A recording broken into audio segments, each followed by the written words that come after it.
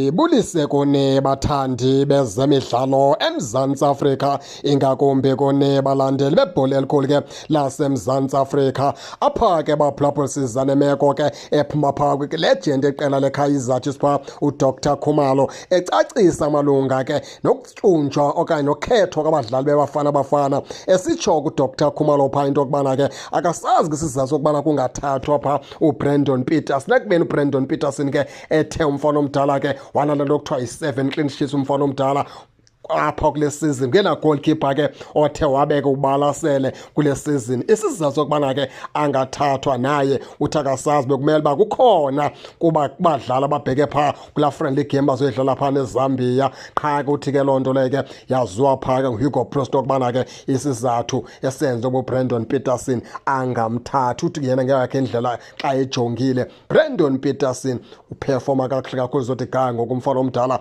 uyadeserve okubana ke kwibafana. Waphinda ke watsho wathi kodwa ke kuyabonakala ukubana ke bakhona nabanye abadlali azibuza umbuzo okubana kutheni na bengapikwa phaa kwibafana abadlala abafana noMabasa, abadlala abafana nomfana wakwaRhopla.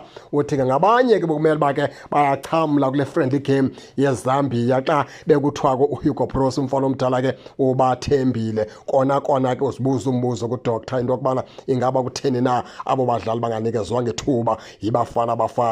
Yonke ke loo mpendulo Dr Khumalo ilele phaa ke kuHugo Broos, ngoba ke nguHugo Broos okhetha ke abadlali mhlawumbi unezizathu zakhe ezenza into yokubana ke abadlali abathile angabakhethi. Mhlawumbi ke kunento yena ayijongayo mhlawumbi thina singayijongiyo okanye singayiboniyo, ngoba nam ndike ndayenza mdokisi ividiyo ethi uBrandon Peterson ngendlela performa ngayo zothi ga ngoku uyadeserva uba seskwatini and uyadeserve into yokubana ke anganguye no-number 2 phaya ke kuRonwen Williams kubafana xa kanti yonke le nto yebafana yinto eyenziwa ngenyaniso.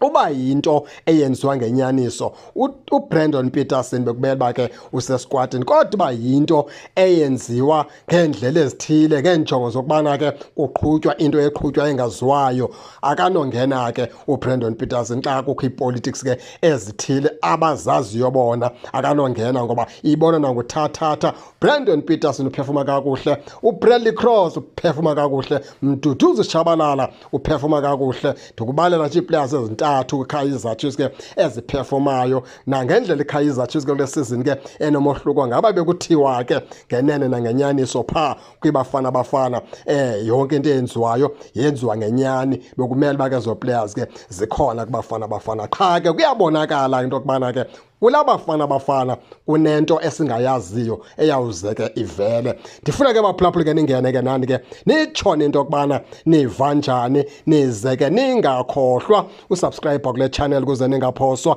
zezemidlalo endizanothulela zona kwixa elizayo kakuhle babukeli.